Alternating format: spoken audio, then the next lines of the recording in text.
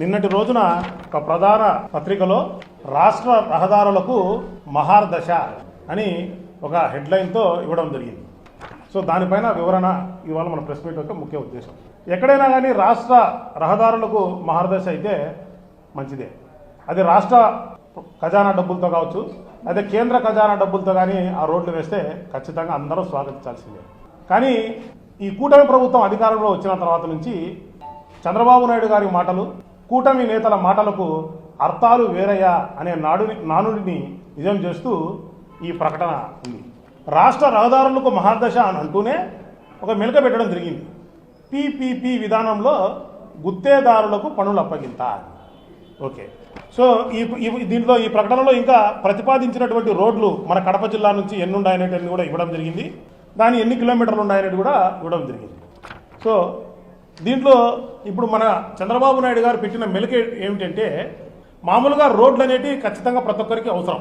మనం ఒక పాయింట్ నుంచి మరొక పాయింట్కి పోవాలంటే, అంటే ఏ దైనందిక కార్యక్రమం మనం చేసుకోవాలన్నా కానీ రహదారి అనేది ఖచ్చితంగా అవసరం.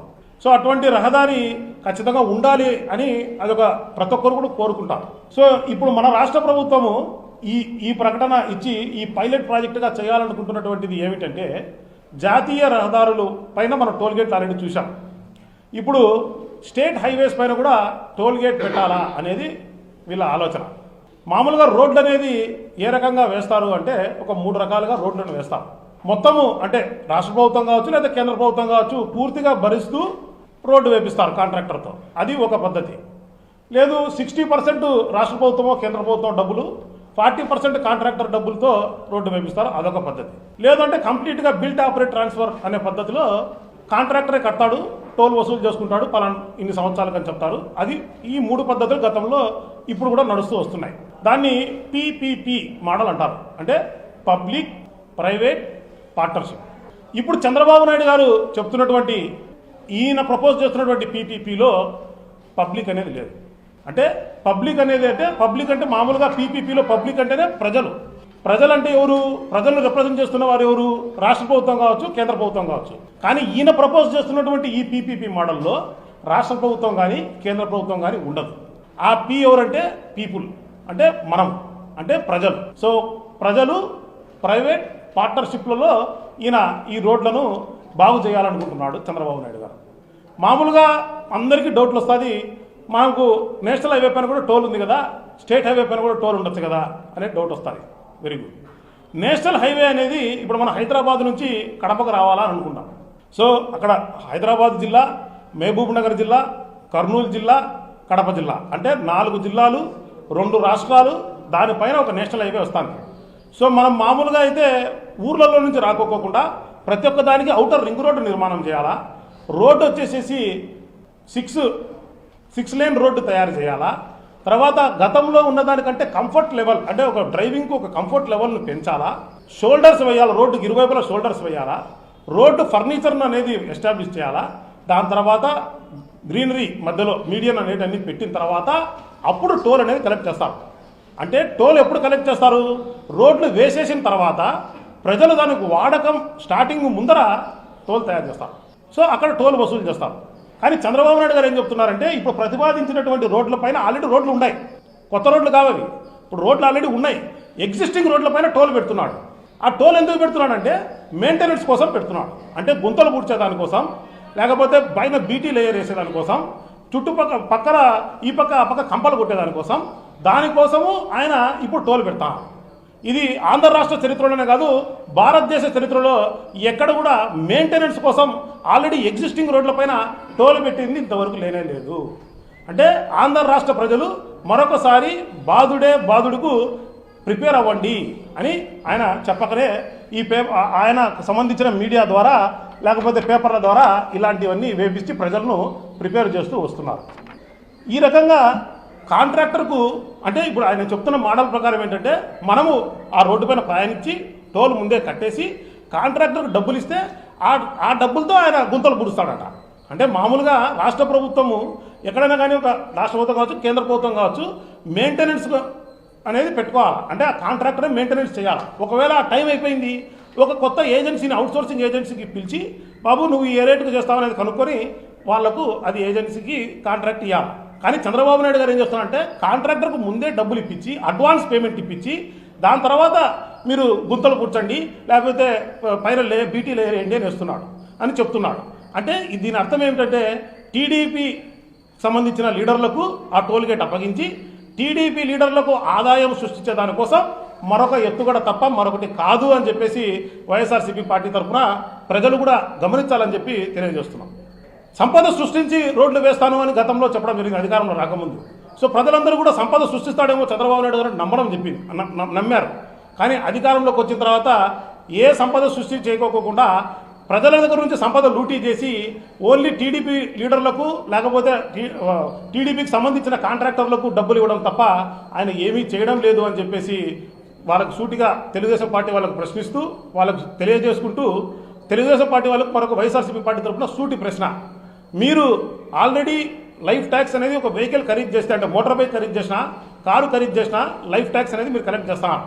మరి ఆ లైఫ్ ట్యాక్స్ కలెక్ట్ చేసింది రోడ్లు వేసేదానికే, మరి అది ఏం చేస్తున్నారో దానికి మీరు చెప్పాలా. ప్రతి ఒక్క లీటర్ పెట్రోల్ కావచ్చు, ప్రతి ఒక్క లీటర్ డీజిల్ కావచ్చు ఎవరన్నా పోయించుకుంటానప్పుడు మీరు రోడ్ డెవలప్మెంట్ సెస్ కలెక్ట్ చేస్తున్నారు. మరి ఆ సెస్ డబ్బులు ఎక్కడికి పోతున్నాయి, మరి ఎక్కడ రోడ్లు వేస్తున్నారో చెప్పాలా. ఈ బడ్జెట్లో మీరు 8,300 కోట్ల రూపాయలు R&B రోడ్లకు మీరు కేటాయించడం జరిగింది.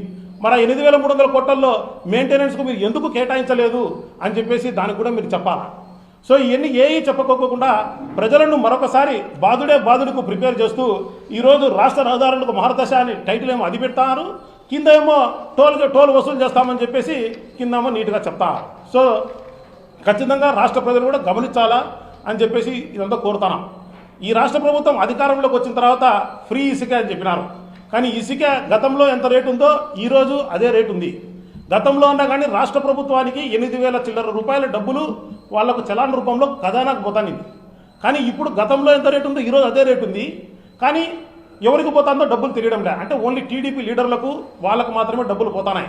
ఉచిత ఇసుక అనేది అది వెళ్ళిపోయింది. నిత్యావసర సరుకుల ధరలు అనేది టమోటానే ఒక 100 రూపాయలు దాటిపోయే పరిస్థితికి పోయింది. అక్కడ బాధుడు.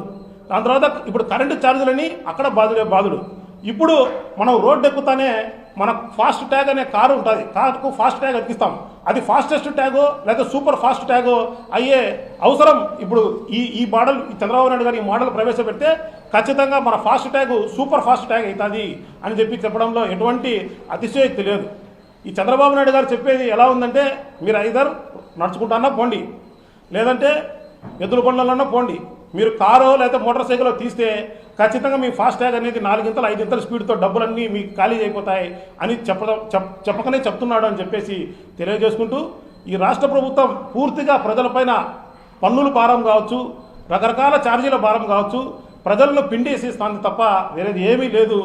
ఈ 6 నెలల కాలంలో ప్రజలకు పూర్తి అయోమయ స్థితిలో, వాళ్లకు అణిచివేత స్థితిలో, లాస్ట్కు అరాచకాలు సృష్టించే స్థితిలో ఈ రాష్ట్ర ప్రభుత్వం ఉంది తప్ప ఏమాత్రము ప్రజలకు మేలు చేసే పరిస్థితి ఈ రాష్ట్ర ప్రభుత్వం చేయడం లేదు. ఖచ్చితంగా ప్రజలు గమనించాలని కోరుతున్నాం. రాబోయే రోజుల్లో వైఎస్ఆర్సీపీ పార్టీ మీకు తోడుగా ఉంటుంది.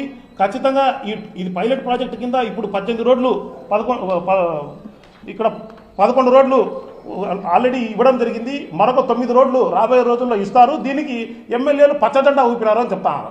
అంటే చంద్రబాబు నాయుడు గారు తానా అంటే ఎమ్మెల్యేలు తందారా అనే తప్ప వేరేది ఏమీ లేదు. మన కడప జిల్లా కూడా చాలా అన్యాయం జరుగుతుంది. మన ఆంధ్రప్రగతి గ్రామీణ బ్యాంకు ఒక మెయిన్ కార్యాలయం పిఎఫ్ ఆఫీస్ పక్కనే పెట్టాల్సిన పరిస్థితి ఉంటే అది తీసుకుపోతున్నా కానీ ఇక్కడ కడప ఎమ్మెల్యే గారు నోరెత్తే పరిస్థితి లేరు. కనీసం అసెంబ్లీలో ఇలా జరిగితే మాకు అన్యాయం జరుగుతుందనే మాటలు కూడా మాట్లాడడం లే. కొప్పర్తి ఇండస్ట్రియల్ ఎస్టేట్లో 250 కోట్లతో ట్రైనింగ్ సెంటర్ అనేది ఉంటే అది కూడా అమరావతికి తీసుకుపోతే కమలాపురం శాసనసభ్యులు కనీసం అరే ఇది తీసుకుపోతుంటే మాకు నష్టం జరుగుతుందని కూడా మాటలు మాట్లాడటం లే. చంద్రబాబు నాయుడు గారు ఏం తానా అంటే తందానా అంటారు తప్ప ప్రజలను పూర్తిగా వదిలేసినారు. ఓన్లీ చంద్రబాబు నాయుడు భజన చేసుకోవడం. చంద్రబాబు నాయుడు ఏం చేస్తానంటే సంపద సృష్టిస్తారని చెప్పేసి ఆయన సంపదను పెంచుకుంటున్నాడు, కాంట్రాక్టర్ల సంపద పెంచుతున్నాడు తప్ప మరొకటి చేయడం లేదు అనేది ఈ 6 నెలల పాలనలో తేటతలం అవుతుంది. ప్రజలందరూ కూడా అర్థమవుతుంది అని చెప్పి తెలియజేసుకుంటూ ప్రజల తరపున మేము ఖచ్చితంగా వైఎస్ఆర్సీపీ పార్టీ పోరాటం చేస్తుంది.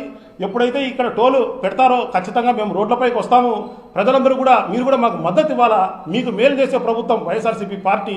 గతంలో ఏదైతే చెప్పిందో అది చేసినటువంటి పార్టీ వైఎస్ఆర్సీపీ పార్టీ. చంద్రబాబు నాయుడు గారు చెప్పిన హామీలేమో దండిగా చెప్పినారు. ఈరోజు ఏ ఒక్క హామీ కూడా నెరవేర్చకుండా ఆ ప్రతి ఒక్క దానికి ఒక కారణాలు వెతుక్కుంటూ వస్తున్నారు. జగన్మోహన్ రెడ్డి గారి సమయంలో కరోనా కష్టకాలం ఉన్నప్పటికీ ఎటువంటి కారణాలు చెప్పుకోకుండా ప్రజలకు ఏమైతే చెప్పినారో అవన్నీ కూడా ఏ పార్టీ అని కానీ ఏ కులం అని కానీ మతం అని కానీ చూడకోకుండా వాళ్ళ ఇంటి వద్దకు చేరవేసినటువంటి ఘనత శ్రీ వైఎస్ జగన్మోహన్ రెడ్డి గారిది. ఖచ్చితంగా ప్రజలు గమనించాలని కోరుతున్నాం, ఖచ్చితంగా ప్రజలు గుర్తించాలని కోరుతున్నాం.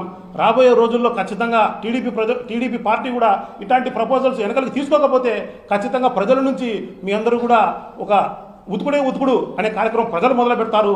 వాటికి తోడుగా మేము కూడా వైఎస్ఆర్సీపీ పార్టీ కావచ్చు మాతో వచ్చే వాళ్ళందరినీ కూడా తీసుకొని ఖచ్చితంగా ప్రజా ఉద్యమంలో పాల్గొంటాము అని చెప్పేసి తెలియజేసుకుంటూ, ఇట్లాంటిది వెనకలికి తీసుకోవాలా ఇమీడియట్గా ఇట్లాంటి ప్రపోజల్స్ అని చెప్పి తెలియజేసుకుంటే ఇది పైలట్ ప్రాజెక్టే కాబట్టి కడప జిల్లాకు నష్టం జరగకూడదు ప్రజలకు అని చెప్పేసి ఈ రోడ్డు ప్రపోజల్స్ ఏదైతే ఉన్నాయో ఇవన్నిటిపైన కూడా వెనకలికి తీసుకోవాలా వాళ్ళ ప్రపోజల్స్ అని చెప్పేసి తెలియజేసుకుంటూ ఈ కార్యక్రమంలో పాల్గొన్న వారందరికీ కూడా పేరున